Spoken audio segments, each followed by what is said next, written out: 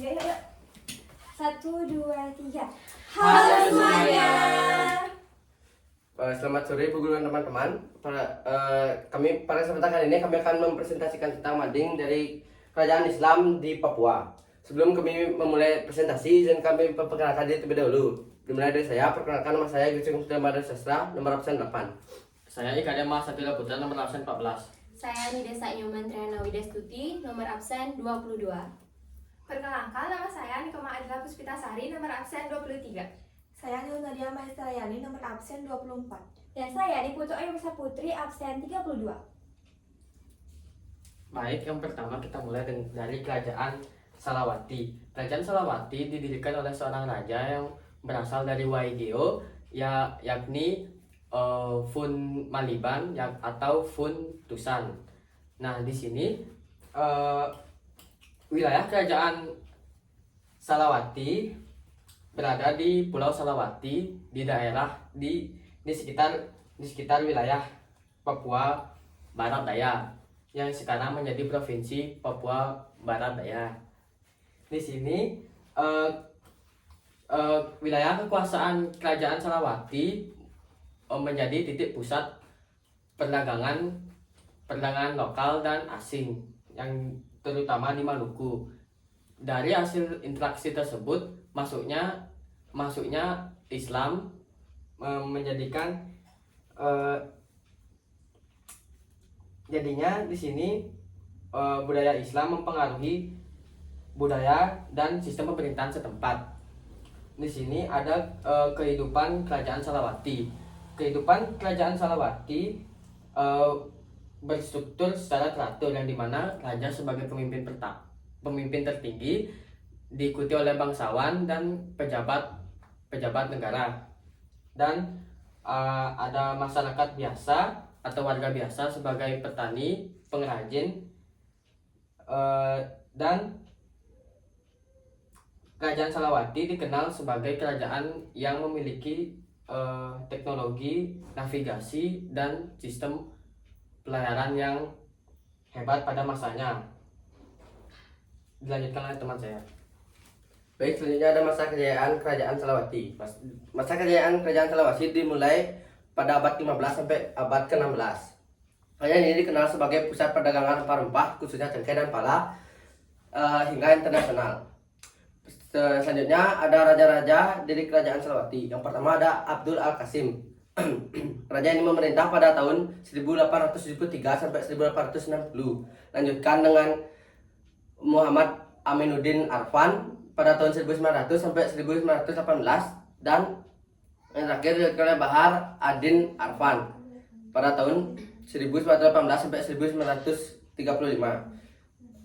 Selanjutnya ada peninggalan lain dari kerajaan ini. Yang pertama ada makam di Pulau Salawati, yaitu makam dari raja-raja dari kerajaan Salawati. Yang kedua ada makam Tubur, yaitu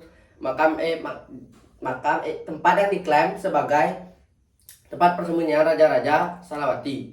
Dan yang terakhir ada tradisi dan budaya. Kerajaan ini memiliki banyak sekali tradisi dan budaya yang diserahkan oleh masyarakatnya. Sehingga saat ini dimulai dari adat istiadat sampai ke cerita-cerita rakyat.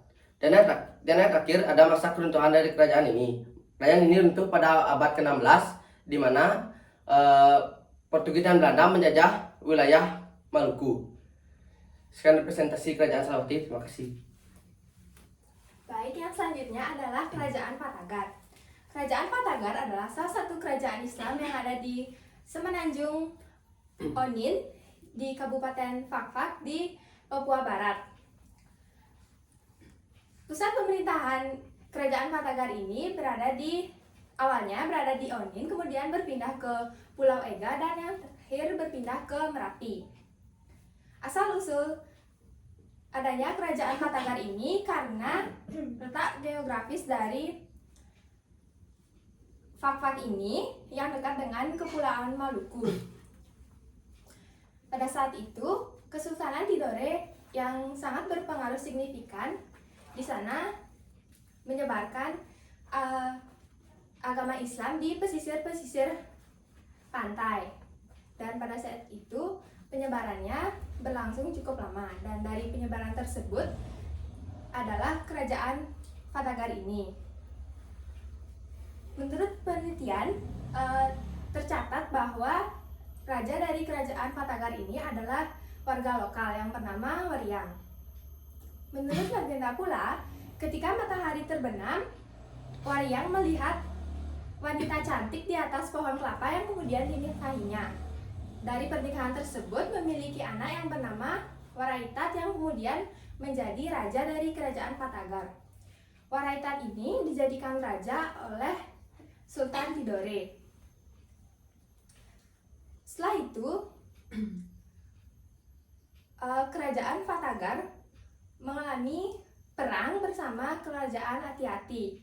Dari perang tersebut, meninggallah raja dari kerajaan Fatagar bersama dengan keluarganya. Yang tersisa adalah Mafa dan Ira. Mereka dibesarkan oleh seorang Arfun di daerah Pasir Putih. Kemudian mereka menikah dan kembali ke kerajaan Fatagar, dan Mafa diangkat menjadi raja oleh warga setempat dan penjuru adat di sana. Kemudian setelah Mafa dilanjutkan oleh Raja Ira yang memerintah pada tahun 1920. Raja Ira ini diberhentikan menjadi raja karena dia melakukan pemerasan terhadap masyarakat. Setelah Raja Ira dilanjutkan oleh putra sulung dari Raja Mafa, yaitu Raja Kamarudin yang menjadi raja muda di kerajaan Fatagar. Selanjutnya akan dilanjutkan oleh teman saya. Baik, di sini saya akan melanjutkan mengenai masa kejayaan dari kerajaan Fatagar. Masa kejayaan kerajaan Fatagar yang berpusat di Merapi, Fak Papua Barat tidak begitu jelas dibandingkan dengan kerajaan-kerajaan lain di Indonesia. Karena kerajaan Fatagar masih bergantung dengan Kesultanan Tidore dan Belanda. Namun, kerajaan Fatagar memiliki pengaruh yang sangat kuat di wilayah Onion dan menjalin hubungan perdagangan di sebagian besar wilayah sekitar Maluku. Setelah Belanda datang ke Indonesia, kerajaan Fatagar mulai menjadi bagian dari pemerintahan kolonial, dan para raja diangkat oleh pemerintahan Belanda lalu diberi gaji, sehingga pengaruh kerajaan terhadap masyarakat lokal semakin berkurang. Selanjutnya, Baik, jadi di sini saya akan menjelaskan tentang raja-raja di kerajaan Fatagar. Raja yang pertama adalah Raja Maraitat. Lalu dilanjutkan oleh anaknya yaitu Raja Parar, dan dilanjutkan oleh Raja Tewar yang memerintah dari tahun sebelum 1880. Kemudian dilanjutkan oleh Raja Kurkur yang memerintah dari tahun 1880 sampai 1899. Lalu dilanjutkan oleh Raja Mafa yang memerintah dari tahun 1899 sampai 1920. Lalu dilanjutkan oleh Raja Ira yang memerintah pada tahun 1920.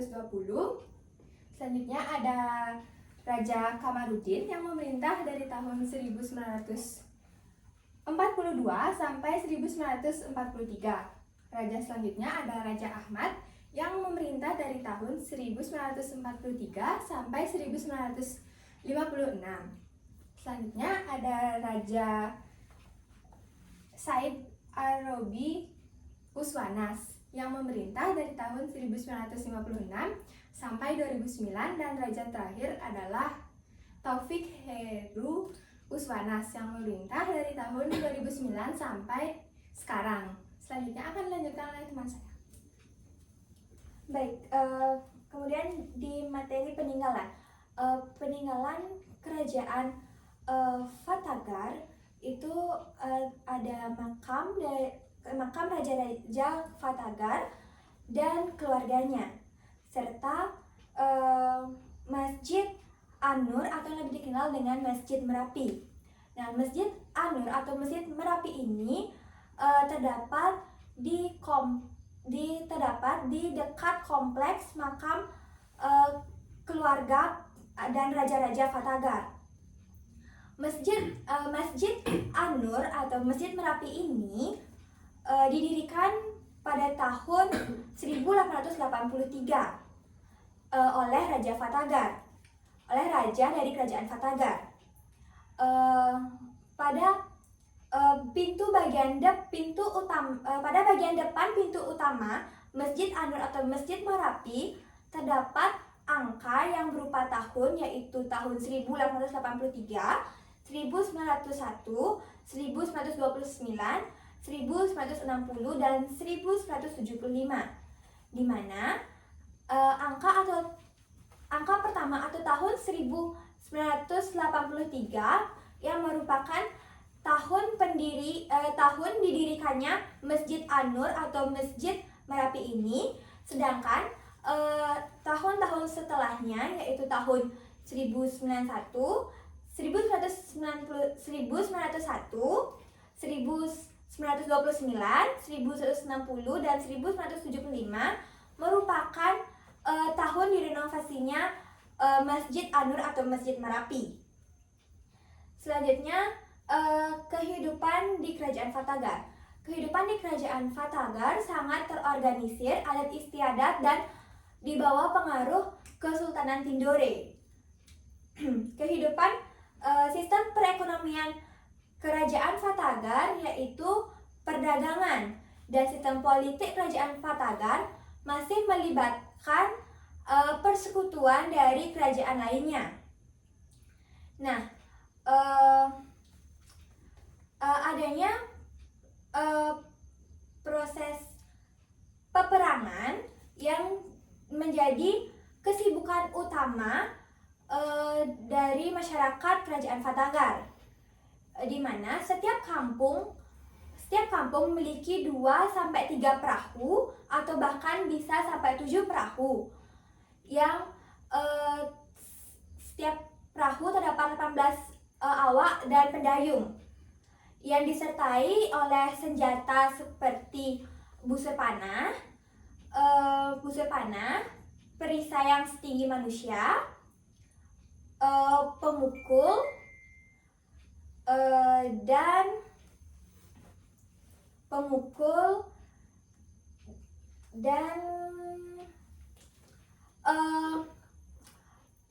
tongkat panjang dan pendek.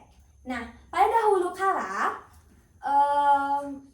kala material yang digunakan dalam membuat peralatan perang tersebut yaitu bukan besi, melainkan tulang dari burung kasuari yang kemudian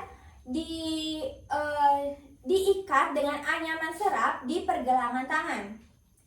Baik, selanjutnya mengenai keruntuhan Kerajaan Fatagar. Sebenarnya Kerajaan Fatagar tidak sepenuhnya runtuh, melainkan Kerajaan Fatagar mengalami perubahan signifikan dalam fungsinya. Setelah pemerintahan Indonesia, Raja Fatagar lebih berperan sebagai penengah konflik adat dan menjaga tradisi lokal. Baik, sekian materi dari Kerajaan Fatagar. Dilanjutkan Kerajaan Misol. Oke, di sini saya akan menjelaskan tentang Kerajaan Misol. Wilayah Kerajaan Misol terletak pada Pulau Raja Ampat, yaitu Papua Barat. Kerajaan ini memiliki sejarah yang sangat panjang, dan kerajaan ini juga dipengaruhi oleh Kesultanan Tidore dan Ternate. Kerajaan ini pusat pemerintahannya yaitu di Lilintan, yaitu di sebelah selatan Pulauan Raja Ampat, Papua Barat. Nah, perbatasannya terletak pada Laut Seram yang dikenal dengan keanekaragaman hayati laut di dunia. Nah, hal tersebut menjadi titik pertemuan budaya antara Maluku, Sulawesi, dan Papua. Nah, selanjutnya asal-usul. Menurut tradisi lokal, kerajaan ini didirikan oleh Van Bis. Van Bis memiliki 2 keturunan yang dikenal dengan 2 klan utama.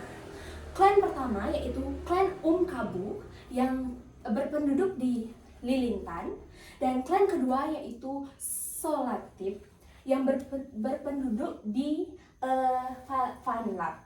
Nah, klan kedua ini memiliki kedudukan yang berbeda.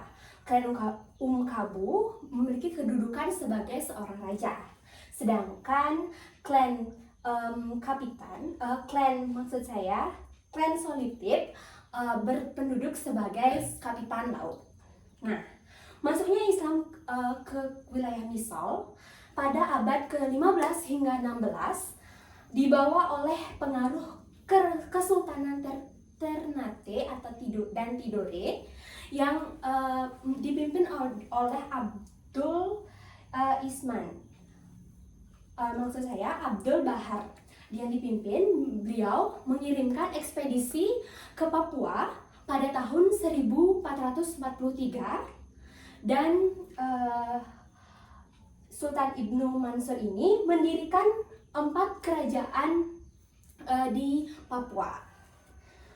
Selanjutnya, penyebaran Islam di Pulau Misol ini cukup damai karena pendekatannya secara perlahan tanpa adanya kekerasan. Nah, selain itu, kerajaan Salawati juga mempengaruhi penyebaran Islam di kerajaan Misol, di mana dahulu menurut cerita lisan, masyarakat Misol menyaksikan tradisi adat ke kerajaan Salawati. Mereka tertarik terhadap tradisi tersebut, ingin mempelajari lebih dalam terhadap agama Islam tersebut, dan mereka pun mengundang suami istri dan banda untuk menerangkan bagaimana sih agama Islam itu, dan mereka pun agama Islam tersebut pun tersebar di kepulauan Misol tersebut. Kemudian ada raja-raja dari yang memerintah kerajaan Misol ini. Yang pertama yaitu Abdul Majid. Abdul Majid merupakan raja pertama yang memerintah pada tahun 1877 hingga 1904. Selanjutnya yaitu Raja Utsman. Raja Utsman ini merupakan raja kedua. Beliau yang melanjutkan tahta Abdul Majid pada tahun 1904 hingga 1945. Nah, raja terakhir yaitu Bahar Dekambo. Bahar Dekambo ini memimpin pada masa 1945. Nah, materi selanjutnya akan dilanjutkan oleh teman saya. Baik, selanjutnya itu adalah kejayaan dari Kerajaan Misol. Kerajaan Misol mencapai puncak kejayaannya pada pemerintahan Raja Abdul Majid dan Raja Utsman. Pusat pemerintahannya itu berada di Lilinta, Pulau Misol. Kejayaan kerajaan ini didukung oleh letak strategis di Laut Seram dan hubungan yang baik dengan Kesultanan Tidore dan Ternate. Misol itu memiliki hubungan interaksi ekonomi dan budaya di daerah lain seperti Maluku, Papua, dan Sulawesi. Pemerintahan ini itu diorganisir secara baik oleh dua klan utama sehingga diberikan pengakuan oleh kolonial Belanda. Ekonomi di kerajaan Misol itu didominasi oleh perikanan, peternakan, dan pertanian. Selanjutnya yaitu kehidupan. Kehidupan di kerajaan Misol itu yang pertama itu adalah sistem sosial. Sistem sosialnya itu di kerajaan Misol itu sangat beragam sistem sosialnya, dan mereka itu bisa menerima satu sama lain sehingga hidup bersama-sama dan hidup yang harmonis. Yang kedua yaitu sistem budaya. Sistem budaya kerajaan Misol itu dipengaruhi oleh budaya lokal dan dipengaruhi oleh daerah Sulawesi dan daerah Maluku seperti sistem sasi atau larangan untuk menangkap ikan dalam sementara waktu. Sistem ini masih dijalankan hingga saat ini. Oke, selanjutnya yaitu yang ketiga yaitu sistem ekonomi. Sistem ekonomi yang berada di kerajaan ini yaitu sebagian besar seperti nelayan, perdagangan, dan pertanian.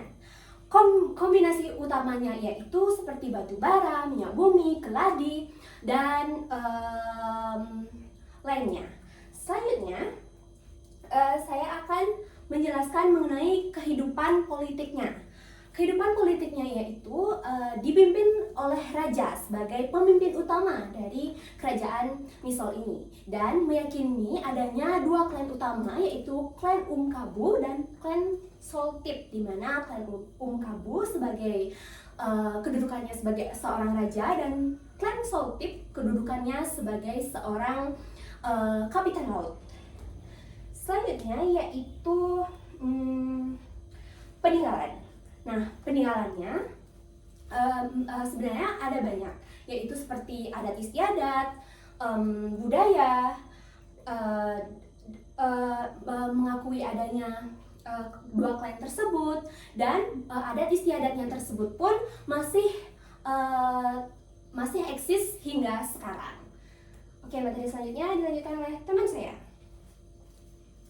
Baik, materi yang terakhir yaitu penyebab dari keruntuhan kerajaan Misol. Penyebab dari keruntuhan kerajaan Misol itu ada beberapa tahap. Yang pertama itu ada konflik internal. Yang kedua yaitu melemahnya dukungan dari Tidore. Dan yang ketiga yaitu tekanan dari kolonial Belanda. Baik, sekian penjelasan mengenai kerajaan Misol. Baik, demikian dari presentasi materi kami. Mohon maaf jika ada kesalahan kata dan terima kasih atas kesempatannya. Terima kasih. Terima kasih.